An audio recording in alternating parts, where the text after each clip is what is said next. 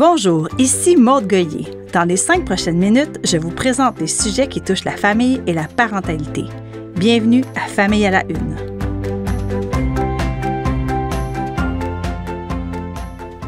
Je m'en souviens comme si c'était hier. Mon fils devait avoir 5 ou 6 ans et dans la voiture sur le chemin du retour du service de garde, il m'avait annoncé tout bonnement, comme ça, qu'il avait dîné en silence ce midi-là. Je l'ai fait répéter, je lui ai posé des questions. Mon fils n'avait sûrement pas tout inventé, mais je n'avais que sa version. Je n'avais pas celle de son éducatrice, ni celle de la responsable du service de garde de l'école. J'ai reviré de bord sur le champ et je suis retournée à l'école. Je voulais aller au bout de l'affaire car j'étais abasourdie et pas très contente, je dois avouer. Pendant que mon garçon jouait dans la cour avec des amis, j'ai filé au bureau de la directrice du service de garde pour comprendre ce qui s'était passé. Il s'est avéré que Fiston avait raison. Je n'en revenais pas. Mon fils a aujourd'hui 18 ans. Il ne se souvient assurément pas de l'anecdote, mais moi, oui. Je n'ai donc pas été surprise d'apprendre que le ministère de l'Éducation avait envoyé au centre de service scolaire une nouvelle directive pour mettre fin à cette pratique. Cela a donc encore lieu et depuis longtemps en plus. Ça ne fait aucun sens pour moi que des enfants doivent manger en silence. Le but de partager un repas, il me semble, c'est de jaser, de communiquer, de socialiser. L'école, ce n'est pas l'armée. C'est là où on forge de futurs citoyens. Les périodes de repas doivent refléter cela, comme tout le reste de l'horaire des enfants. Qu'ils aient 5 ans, 8 ans ou 12 ans, ils n'ont pas à payer parce que l'éducatrice est à bout de patience, qu'elle est débordée, qu'un petit tannant fait le mal commode ou que le groupe n'a pas écouté 10 minutes auparavant. La conséquence ne devrait jamais être une restriction à s'exprimer, à parler, à profiter de ce moment de pause. Parce que le silence, ce n'est pas juste le silence, c'est une interdiction à échanger, à rire, à jouer, à décompresser et en bout de ligne, à être des enfants. Mon conseil, posez des questions et croyez vos enfants en prenant ça bien sûr avec des pincettes et en contre-vérifiant toujours leurs propos. Comme parent, je pense qu'il y a un temps pour lâcher prise et laisser aller, mais il y a aussi un temps pour poser des questions, argumenter, négocier et faire son point. C'est non seulement notre rôle, c'est notre devoir et notre responsabilité.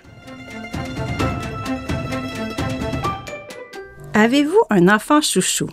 Ne mentez pas, allez, dites-le. Le sujet est tabou, on va se le dire. Mais il est aussi universel. Il semble que tous les parents ont un enfant préféré. Ce n'est pas moi qui le dis, c'est la science.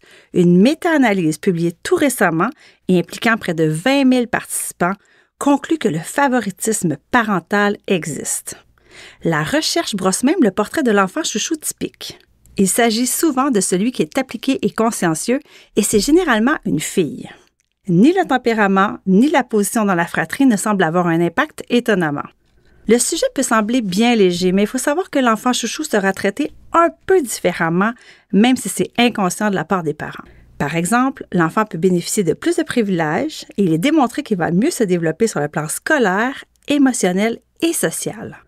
Ce qu'on peut faire, je dirais tout d'abord que se l'avouer soi-même est un bon départ. Ensuite, en parler avec l'autre parent. Et bien sûr, faire attention au traitement accordé à chaque enfant. Finalement, je pense que c'est une bonne chose de reconnaître que tout cela est organique, en mouvement. On peut préférer une relation avec l'un de nos enfants à certaines périodes de la vie et on peut aussi préférer faire certaines choses avec l'un ou l'autre. C'est normal et c'est pas si grave si on est lucide et juste.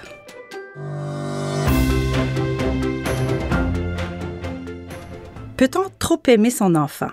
Cette question, je me la suis posée après m'avoir fait intercepter par une dame dans un supermarché alors que je bécotais ma fille âgée de 2 ou 3 ans assise dans le panier d'épicerie.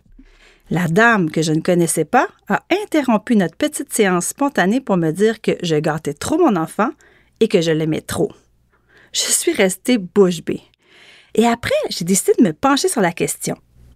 Un pédiatre m'avait alors expliqué que non, on ne pouvait pas trop aimer son enfant, mais on pouvait mal l'aimer. Dire oui à tout ce que notre enfant demande, par exemple, ce n'est pas offrir un cadre pour qu'il se développe correctement.